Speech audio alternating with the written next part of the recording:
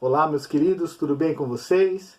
Que Deus abençoe, que Deus te fortaleça e que Deus fale aos nossos corações nesse culto, que mais uma vez estamos prestando de maneira diferente, de maneira online, mas que cremos que Ele tem ouvido as nossas orações.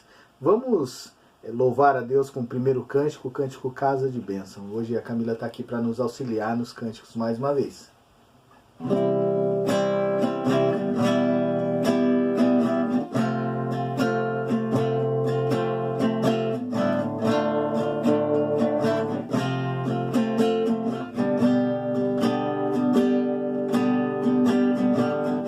Minha casa será uma casa de bênção. Minha casa será um pedaço do céu. Nela estarão reunidos adoradores que só exaltam ao Deus verdadeiro e fiel. Minha casa será reconhecida como lugar de milagre e oração, onde Jesus tem prazer em ficar, onde o Espírito Santo habita, onde há prosperidade, amor e vida. Faça do meu lar, Senhor, um lugar de harmonia. Faça do meu coração tua casa todo dia. Esteja à vontade pra ficar e nunca mais partir. Pois a casa que um dia te recebeu nunca mais saberá viver sem ti.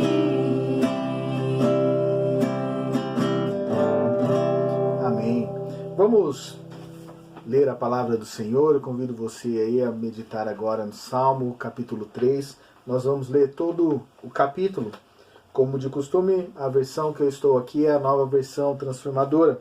Diz assim a palavra do Senhor: O Senhor, ó Senhor, tenho tantos inimigos, tanta gente é contra mim.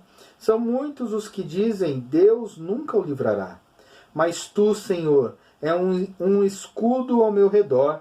És minha glória e mantens minha cabeça erguida. Clamei ao Senhor e ele me respondeu do seu santo monte. Deitei-me e dormi. Acordei em segurança, pois o Senhor me guardava.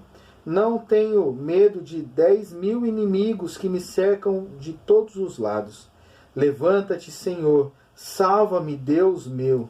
Acerta meus inimigos no queixo e quebra os dentes dos perversos. De ti, Senhor, vem o livramento. Abençoa o teu povo. Nós estamos cercados por inimigos, cercados por problemas, por anseios, por crises. Mas nós sabemos que Deus é o nosso Deus fiel, que é Ele quem cuida de nós. E que a nossa oração seja como a oração do salmista aqui. De ti, Senhor, vem o livramento. Abençoa o teu povo. Que Deus possa te abençoar, possa nos abençoar. Vamos louvar mais uma vez com mais um cântico. Cântico Caminho no Deserto.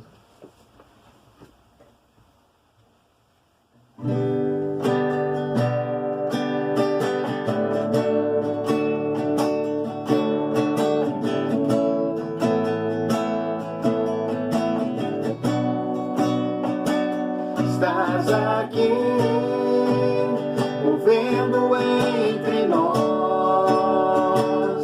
Te adorarei, te adorarei. Estás aqui, mudando destinos. Te adorarei, te adorarei. Estás aqui, operando milagres, te adorarei, te adorarei.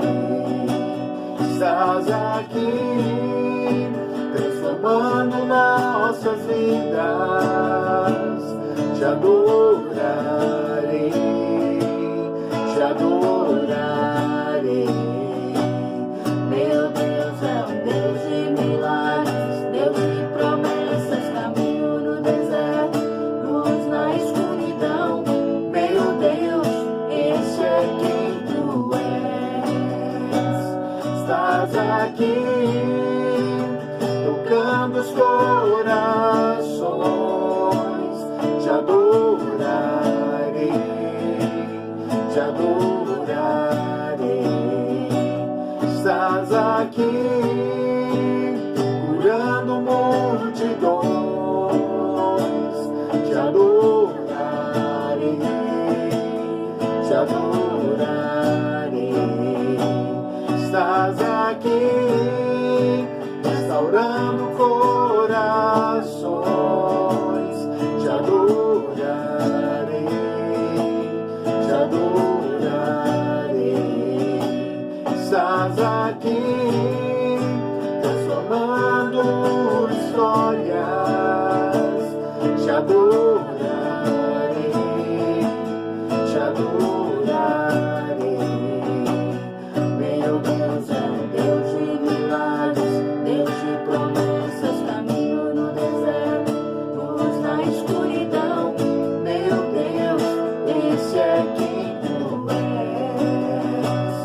Meu Deus é um Deus de milagres, Deus de promessas, caminho no deserto, luz na escuridão. Meu Deus, esse é quem tu és. Enxuga as lágrimas, restaura os corações.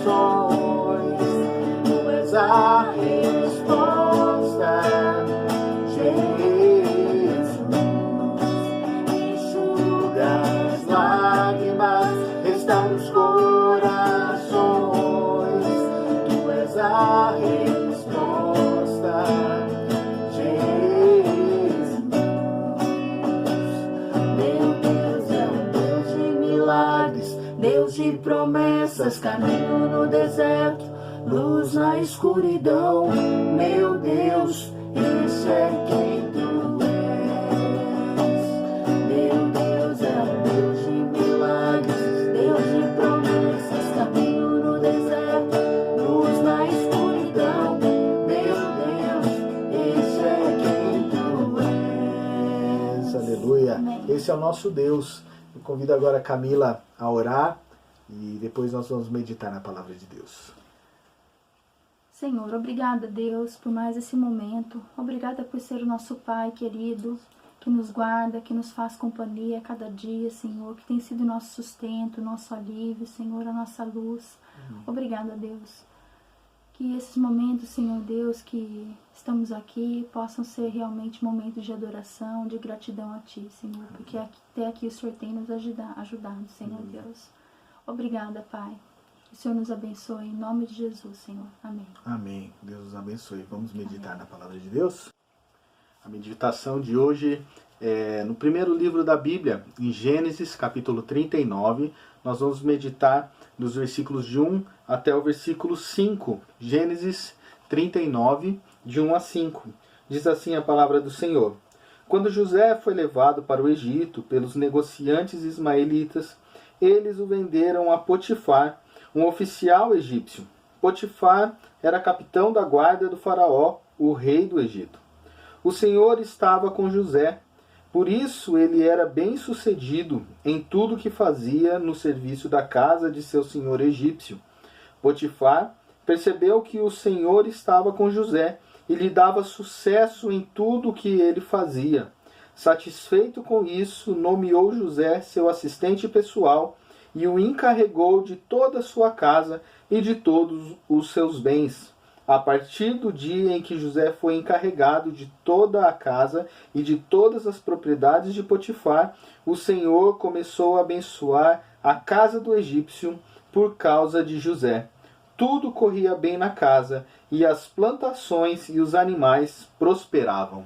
Até aí, vamos orar mais uma vez? Pai de amor, muito obrigado, Senhor, pelo privilégio que o Senhor nos dá de mais uma vez ler a Tua Palavra e de poder meditar agora nela, Senhor. Te pedimos a iluminação que vem do Seu Santo Espírito, Pai, que possamos, ó Deus, ser impactados pela Tua mensagem, pela Tua Palavra, que possamos ser transformados pelo poder regenerador do Senhor, pelo poder do Seu Santo Espírito, Pai. E para que isso aconteça, Deus, te pedimos que o Senhor abra também as nossas mentes, os nossos corações, para entendermos a Tua Palavra, nos capacita para transmitir essa mensagem. Em nome de Jesus, é o que te pedimos e agradecemos. Amém, Deus.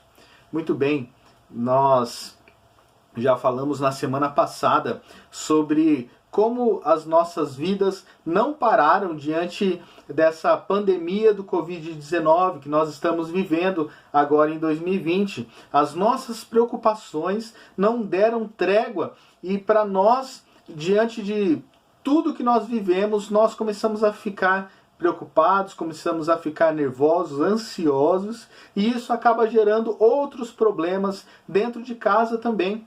Na semana passada eu vi uma reportagem que falava sobre brigas conjugais. Nessa reportagem dizia que houve um aumento em 30% das brigas, e para que eles pudessem ter essa estatística, ela é mais voltada à violência doméstica dentro de casa, né? Homens batendo em suas esposas, agindo com violência. Houve um aumento de 30% desse tipo de violência. Parece que as pessoas, elas já não sabem mais se relacionar. Eu estava, algum tempo atrás, pensando sobre isso, que antes da pandemia, as pessoas elas já estavam vivendo um tipo de isolamento social, mesmo sem que elas percebessem.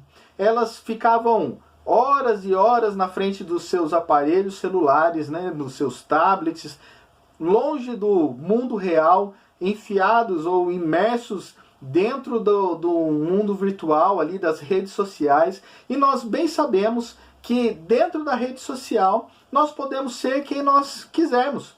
Nós podemos colocar máscaras em nós mesmos, podemos dizer que nós somos pessoas diferentes do que realmente somos, e muitas pessoas vão acabar acreditando nisso. As pessoas vão comprar essa ideia.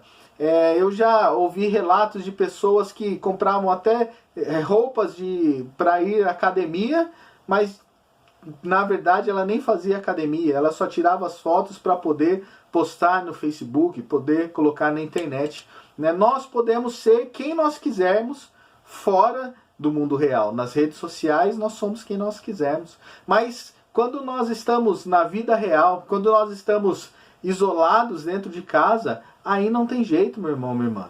Aí nós precisamos ser quem realmente nós somos. Não tem como nós usarmos máscaras o tempo todo. Nós temos que mostrar quem nós somos de verdade. E parece que nesse tempo de isolamento, as emoções são intensificadas pela apreensão que nós estamos vivendo, pelo medo, pela ansiedade dos dias que estão por vir. E quando penso sobre esses problemas relacionais, sobre a questão dos relacionamentos, um dos personagens que me vem à mente, um personagem bíblico que me vem à mente é José. Quem era José? Talvez você já tenha ouvido a história de José. Temos filmes, temos até desenho sobre José. José era o filho de Jacó, filho de Raquel. Ele tinha 12 irmãos e uma irmã. 11 desses irmãos eram meio-irmãos e um era irmão legítimo, filho de pai e filho da mesma mãe. Os outros eram apenas filhos do mesmo pai. E a Bíblia diz que aos 17 anos ele cuidava dos rebanhos do seu pai, dos rebanhos de Jacó, juntamente com os seus 11 irmãos, seus 11 meio-irmãos. E tudo que esses irmãos faziam de errado, o nosso querido José corria e contava para o pai dele. E Jacó acabava punindo seus filhos, acabava ficando bravo com seus filhos. E por esse fato, e também por Jacó ter um tipo de favoritismo em relação a José, porque José ele foi tido na velhice de Jacó, por tudo isso os irmãos odiavam a José. Ainda quando nós olhamos no capítulo 37, nós vemos que José, em 2 noites, ele teve 2 sonhos. Eu gostaria de ler aqui o texto que fala desses 2 sonhos. Gênesis 37, versículos 7 e 8 diz: Estávamos no campo, amarrando feixes de trigo. De repente, meu feixe se levantou e ficou em pé. E seus feixes se juntaram ao redor do meu e se curvaram diante dele. Seus irmãos responderam: Você imagina que será nosso rei? Pensa mesmo que nos governará? E o odiaram ainda mais por causa de seus sonhos e da maneira como contava. Esse é o primeiro sonho de José, quando ele conta esse sonho aos seus irmãos e a reação dos seus irmãos, mais ódio contra José. Mas ainda teve um segundo sonho, e está na sequência do texto aí, capítulo 37, versículos 9 e 10. Diz ainda: Pouco tempo depois, José teve outro sonho e mais uma vez contou a seus irmãos. Ouçam, tive outro sonho, disse ele. O sol, a lua e 11 estrelas se curvavam diante de mim. Dessa vez contou o sonho não apenas aos irmãos, mas também ao pai, que o repreendeu dizendo: Que sonho é esse? Por acaso eu, sua mãe e seus irmãos viremos e nos curvaremos até o chão diante de você? Por causa desse sonho, os seus irmãos então tramaram um modo de matar a José, de acabar com a vida de José. Mas por fim, eles acabaram vendendo José como escravo. Vendeu ele a mercadores e esses mercadores o levaram para o Egito e o venderam lá como escravo. E quem comprou a José naquele lugar ali no Egito foi Potifar. Potifar era o capitão da guarda do faraó. E no texto que nós lemos, esse texto ele nos mostra como Deus abençoava tudo o que José fazia. E por consequência, também Deus abençoava a casa de Potifar, o qual não podia deixar de notar e ver a mão do Senhor cuidando de José e fazendo com que ele prosperasse. Agora eu gostaria de que você pensasse comigo o seguinte: José, ele era talvez o queridinho do papai. Aquele que achava que todos os seus familiares se curvariam diante dele. E no período de poucas semanas, José perdeu muitas coisas. Aquele status que ele tinha, ele agora não tem mais. Ele perdeu a sua liberdade. José foi jogado num poço para morrer e depois seus irmãos o tiram daquele poço e o vendem como escravo. Ele foi algemado, perdeu a sua liberdade. José ainda, além de perder a liberdade, perdeu também a sua dignidade, vendido para mercadores. Quem eram vendidos para mercadores de escravos? Apenas escravos. José agora, que era o filho de Jacó, está sendo levado para o Egito como um escravo. José também perdeu o seu futuro. Ele não podia mais escolher os seus próprios caminhos, ele não podia mais escolher para onde iria. Agora quem ia definir isso seria os seus senhores.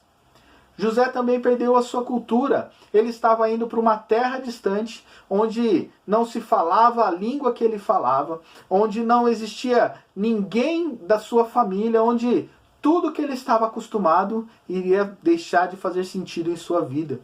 Agora, se coloque no lugar de José.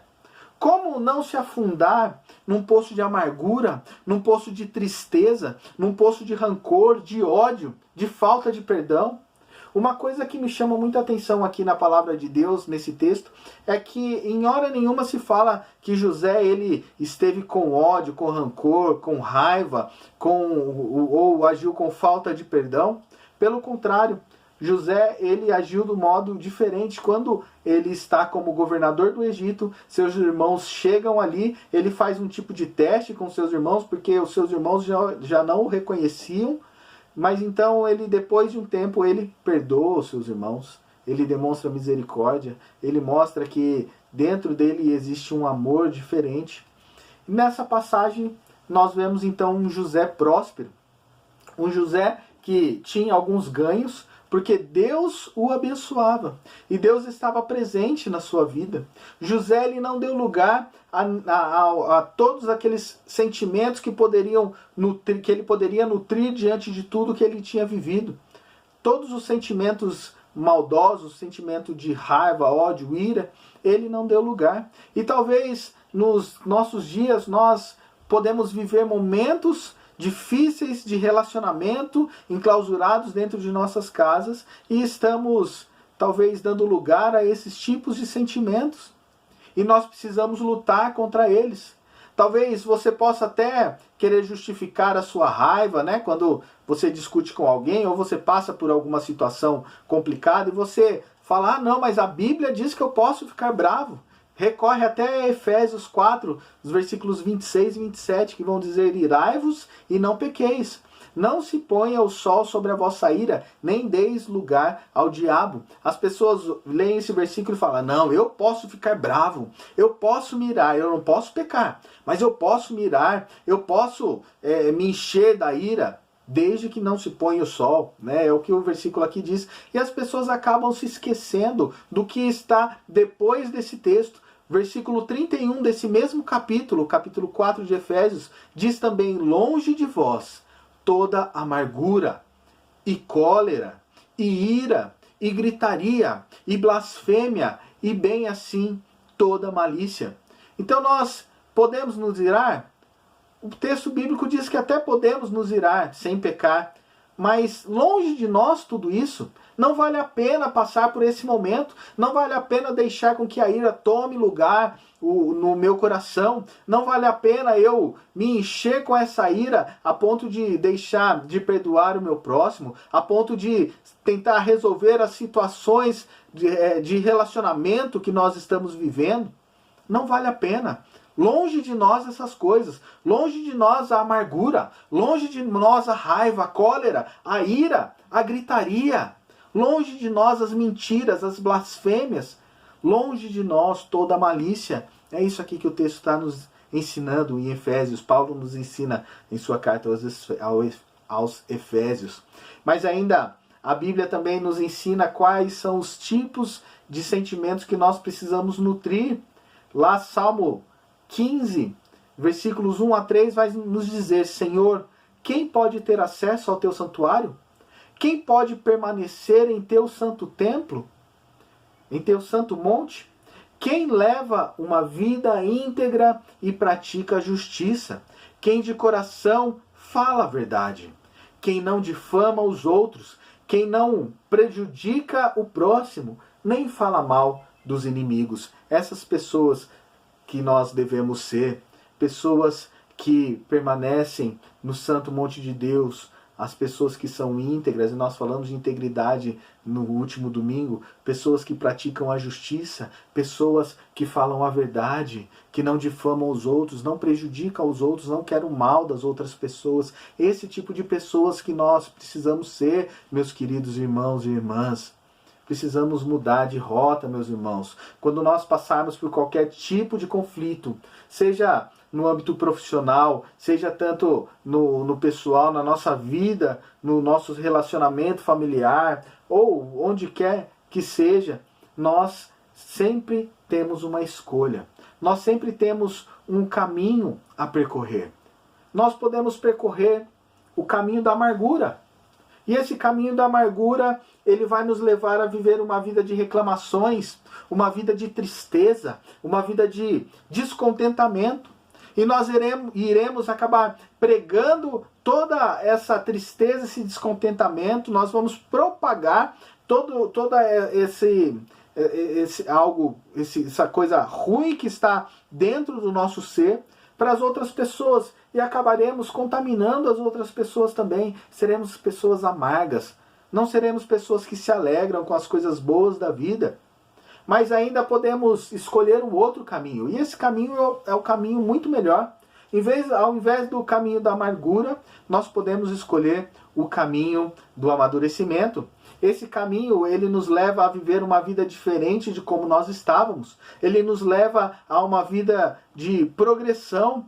Nós não vamos continuar do mesmo modo que nós estávamos, nós não vamos continuar do mesmo modo que nós éramos há um ano atrás, mas nós vamos continuar agora e crescendo cada vez mais em espiritualidade, crescendo como pessoa, crescendo como amigos, crescendo como pais, crescendo como cristãos, como filhos de Deus. Nós precisamos escolher sempre o caminho do amadurecimento. Esse caminho ele nos permite refletir sobre tudo que aconteceu. Ele nos dá a possibilidade de analisar onde foi que nós erramos, o que nós fizemos de errado diante da situação que nós estamos vivendo, seja conjugal, seja familiar, seja no trabalho, seja onde for, e podemos mudar de rota, podemos aprender com esses erros e não praticá-los novamente. Nós precisamos escolher sempre o caminho do amadurecimento. Nenhum de nós está livre das dificuldades. Não pense que é privilégio seu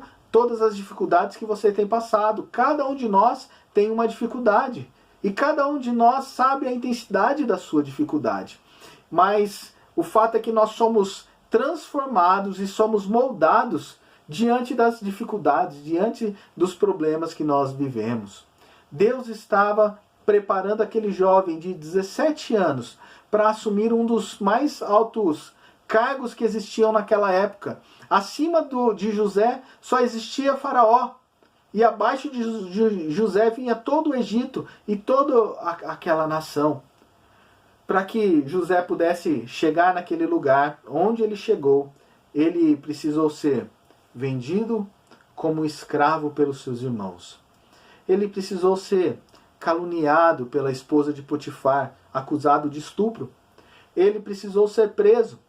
E ali na cadeia, mesmo sendo preso injustamente, ele ainda assume aquele lugar, começa a ajudar os carcereiros ali. E depois de algum tempo, o padeiro e o copeiro são presos também. E eles cada um tem um sonho. E José interpreta o sonho de cada um deles. O padeiro teve a interpretação do seu sonho, mas para a morte. O copeiro teve a interpretação do seu sonho para a vida. O padeiro morreu, o copeiro viveu. Mas quando ele saiu da cadeia, o copeiro precisava se lembrar de José. Quando o copeiro estivesse na presença de Faraó. E, de fato, o copeiro lembrou de José lá no cárcere. Mas isso levou 2 anos. José ficou preso 2 anos injustamente. E depois que ele foi lembrado pelo copeiro, chegou à presença de Faraó e interpretou o sonho de Faraó, José foi colocado então como governador do Egito. E ainda perdoou os seus irmãos diante de toda a maldade que eles fizeram. Nós estamos vivendo um momento atípico, meus queridos. Um momento diferente na história.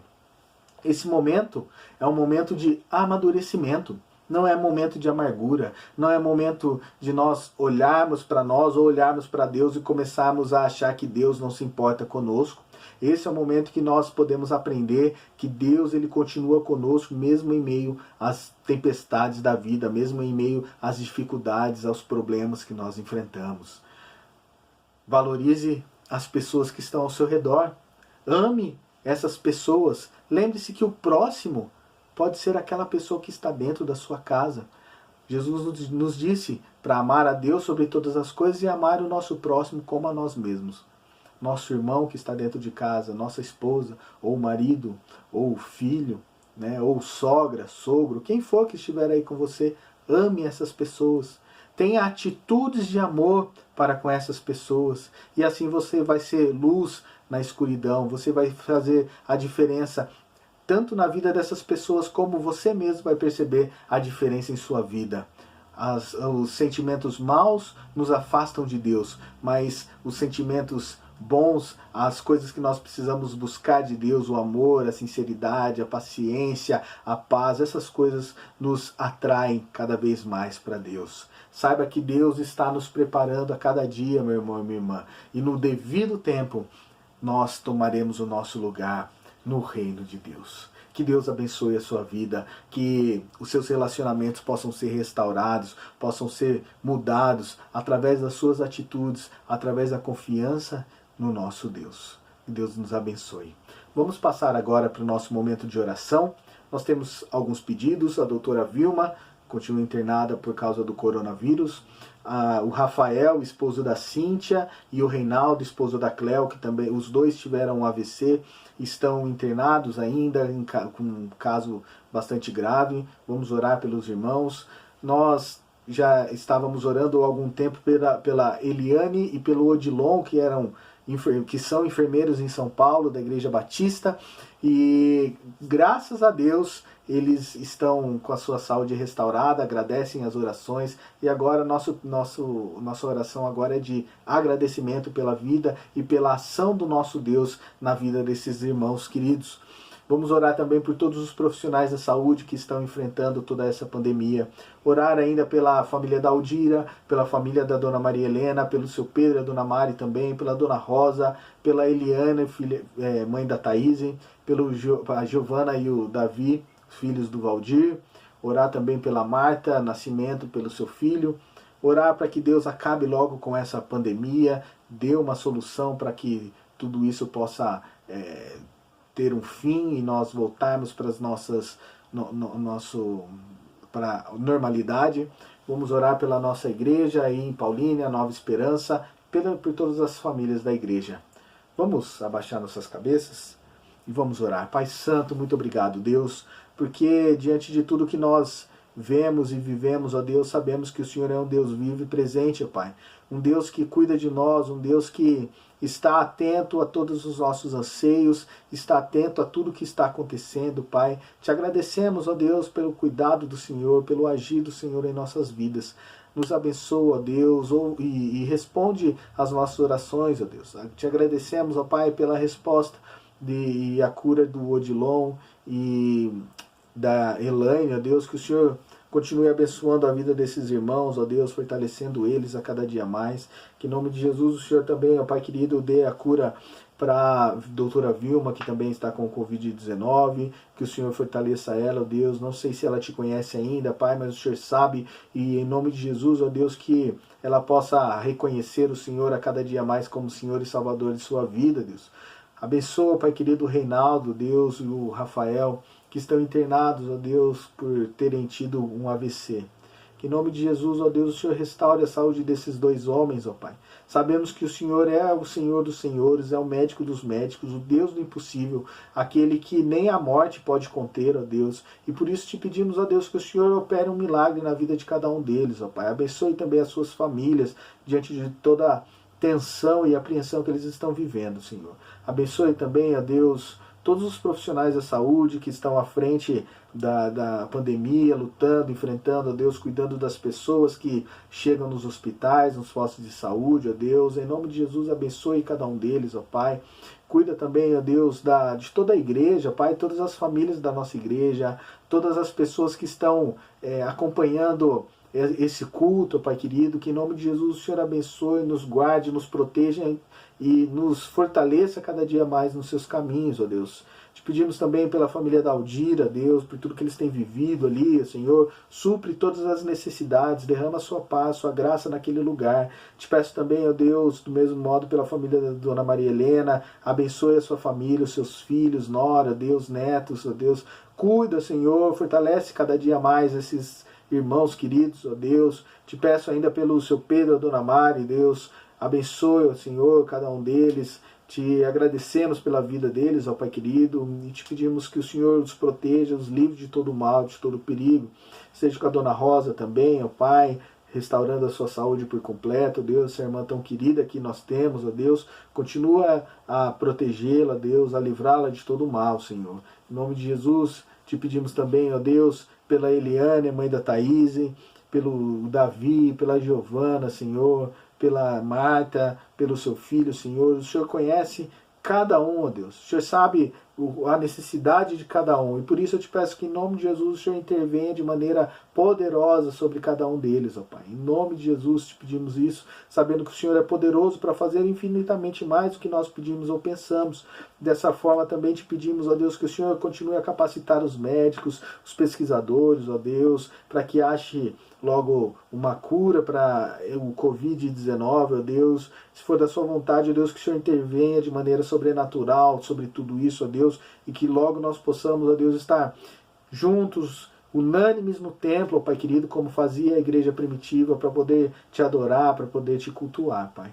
Muito obrigado, Deus, pela igreja que o Senhor nos colocou ali no Marieta Dian, que o Senhor nos abençoe naquele lugar, que o Senhor faça crescer aquela igreja cada dia mais, ó Deus. Que o Senhor nos guarde, Senhor. Que o Senhor nos deixe em paz, ó Deus, tranquilos, sabendo que o Senhor é quem está no controle de todas as coisas. Em nome de Jesus, é o que te pedimos e agradecemos, ó Deus. Agora, meus queridos, receba a bênção. Que o Senhor te abençoe e te guarde. Que o Senhor faça resplandecer o rosto sobre ti e tenha misericórdia de ti. O Senhor sobre ti levante o rosto e te dê a paz.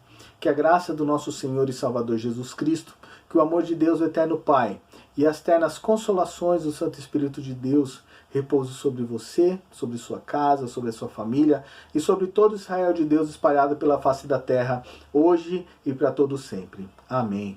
Que Deus te abençoe. Como os irmãos já sabem, os meus dados estão aqui nos comentários. Você pode me chamar aí no WhatsApp, se quiser que eu te ligue aí. E eu vou ter o prazer de falar com você, de podermos orar juntos. E o nosso desejo é que logo nós possamos estar juntos para podermos nos abraçar, para podermos cultuar a Deus como Ele espera. Que Deus nos abençoe. Vamos com Deus. E até o próximo domingo, às 19 horas, onde teremos mais um culto de adoração a Deus. Deus nos abençoe.